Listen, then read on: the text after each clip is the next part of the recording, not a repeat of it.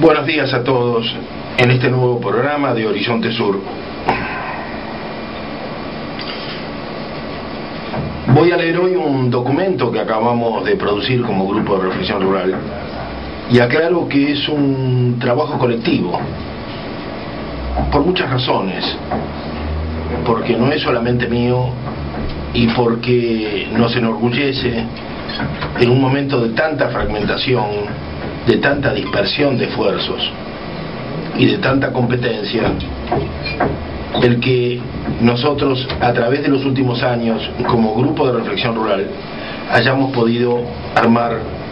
un equipo de gente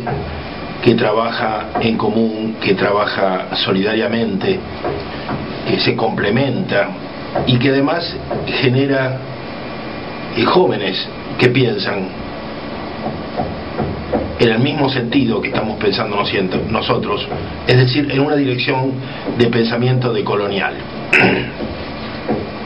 El documento que voy a leer se refiere al tema de las fumigaciones,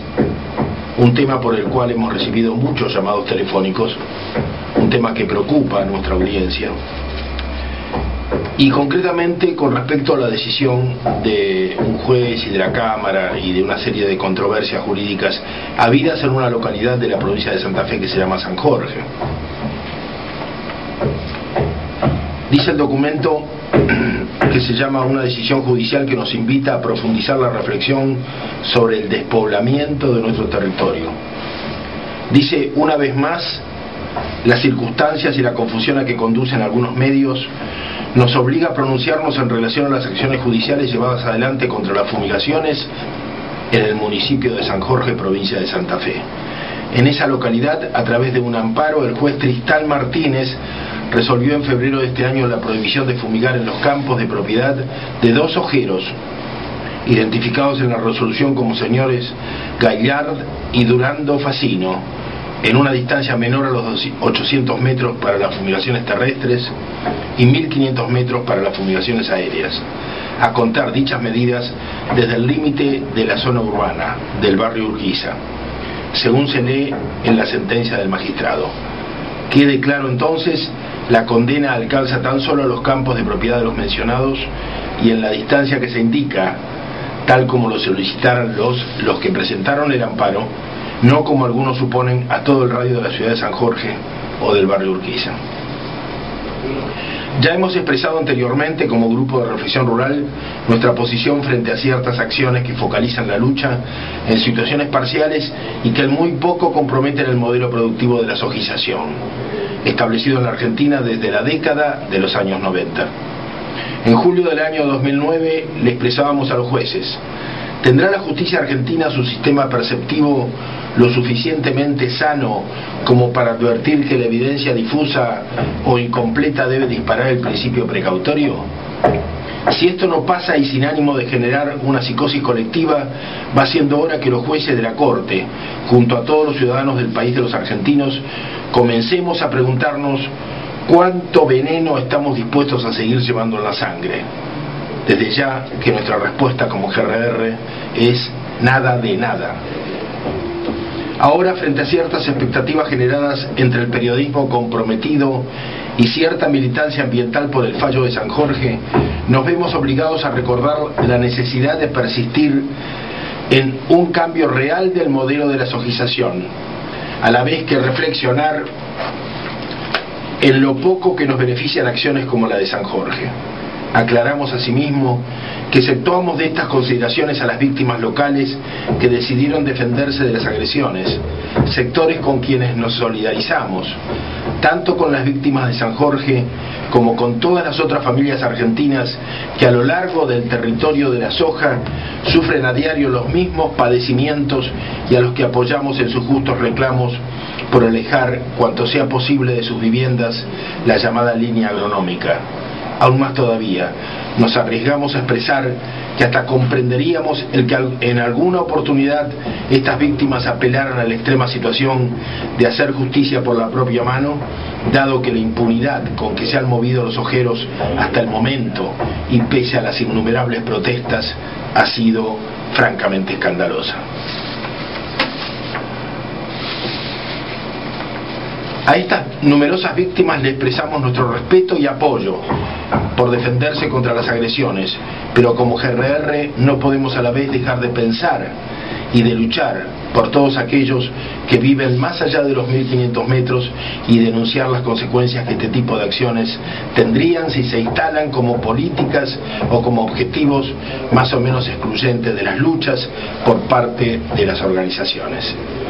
Y decimos esto en momentos en que algunas organizaciones sociales piqueteras han osado poner en palabras un supuesto derecho que muchos otros comparten, aunque no se atreven a expresarlo. Nos referimos al presunto derecho de vivir en la ciudad. ¿Qué mejor servicio podríamos hacerle a las corporaciones y a los pools ojeros con esta bandera cuando ellos necesitan un campo despoblado para extender más allá de los 1500 metros que asegura el fallo de San Jorge sus sistemas de agricultura industrial con agrotóxicos? Debemos decir asimismo que tampoco apoyamos luchas parciales campo por campo que minimizan y fragmentan las luchas en medio de un mar de soja de más de 20 millones de hectáreas. A no ser que esas luchas sean, como en tantas localidades, las defensas puntuales por parte de las propias víctimas en resguardo de sus vidas, pero nunca como acciones o propuestas políticas a generalizarse. Pensemos en que no debemos dar batallas para controlar las fumigaciones, de lo contrario no hubiésemos acuñado en su momento jamás la consigna "paren de fumigar", que en realidad siempre encerró una crítica profunda a un modelo productivo. Más bien nos hubiese quedado más cómoda alguna consigna como "fumiguen lejos de las ciudades" o "dejen de fumigarnos a nosotros". Y esto no es una simple ironía, se trata de no legitimar con nuestras acciones los designios de las corporaciones. Pretender instalar este tipo de acciones en defensa de lo urbano y como luchas políticas es una insensatez que demuestra que las mismas son pensadas y diagramadas en el mejor de los casos por ciudadanos citadinos, ciudadanos que no conocen de la vida rural ni de la propia historia de la Argentina. Seguir por ese camino nos condena a dejar de luchar por repoblar el campo o pretender conservar las tradiciones de nuestros pueblos mestizos, en definitiva, a que renunciemos a cambiar el futuro de nuestra América y el objetivo de conseguir la soberanía alimentaria. Aún más todavía, podemos afirmar que estas acciones ni siquiera logran ser verdadera oposición a las políticas del gobernador de Santa Fe, Hermes Wiener, quien sostuvo reiteradas veces que hay que desmitificar sobre las cuestiones tóxicas de ese producto, refiriéndose al glifosato, y que el glifosato, dijo, usado convenientemente y regulado de acuerdo a lo que se quiere realizar, es un producto que puede convivir perfectamente con el uso racional y la protección de la salud. Hay que ver claramente, dijo, cuál es el beneficio y el perjuicio que provoca, y el menor perjuicio a la salud justifica el no uso ante el mayor beneficio económico que puede producir el producto. De hecho, y tratando de continuar el hilo de pensamiento del gobernador socialista de Santa Fe, podríamos imaginar que la no aplicación de agrotóxicos dentro del radio de 1500 metros podría llegar a presentarse como la forma responsable o racional en que deberán realizarse las fumigaciones en los campos mencionados de San Jorge. Se fumiga así, pero a 1500 metros de las ciudades, simulacro en el que la sojización podría pasar a ser tal vez certificada como responsable. Aclaramos que en el mundo global, en el mundo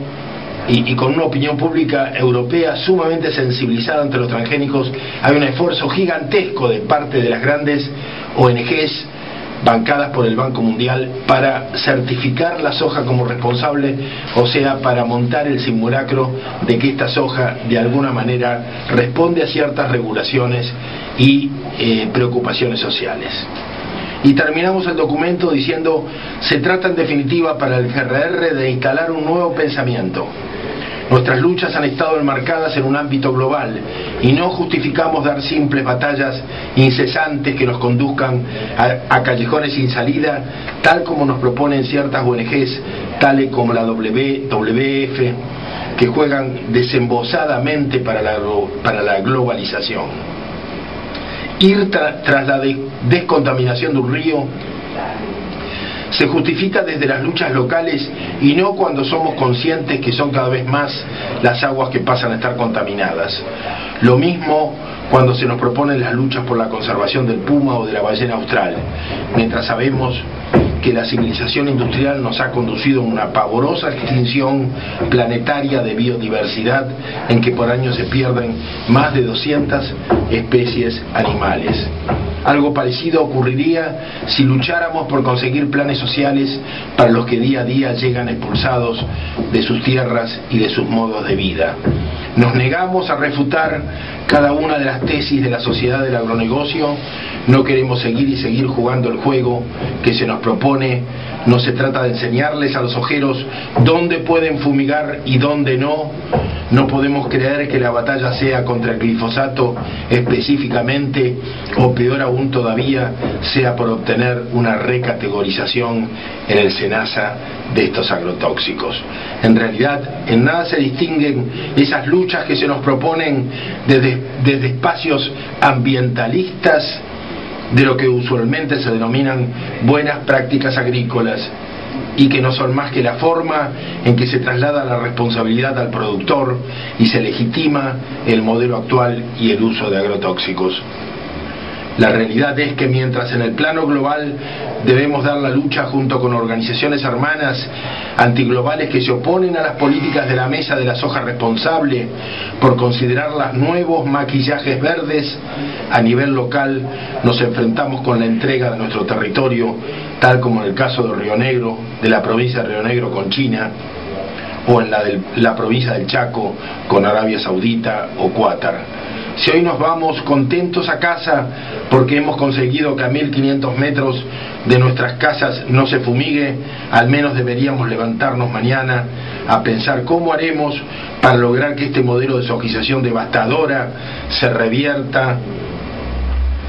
y que puedan regresar a su terruño los millones y millones de desplazados que, contenidos por el asistencialismo, viven en los cordones de pobreza de las grandes ciudades. Bueno, esto ha sido dado con fecha de ayer, marzo del 2011. Estamos entonces en Horizonte Sur, un programa que durante muchos años salió en la Radio Nacional y que fue abiertamente censurado por María Seoane y Muleiro, el vicedirector de la Radio Nacional. Hoy estoy solo, no nos acompaña Clara Peña, que está en esa zona de neocampesinos del partido de Punta Indio. Verónica, me acompaña entonces Bernardo, Arturo Cavallo como siempre en la producción. Vamos a ir a una pieza musical y luego seguimos.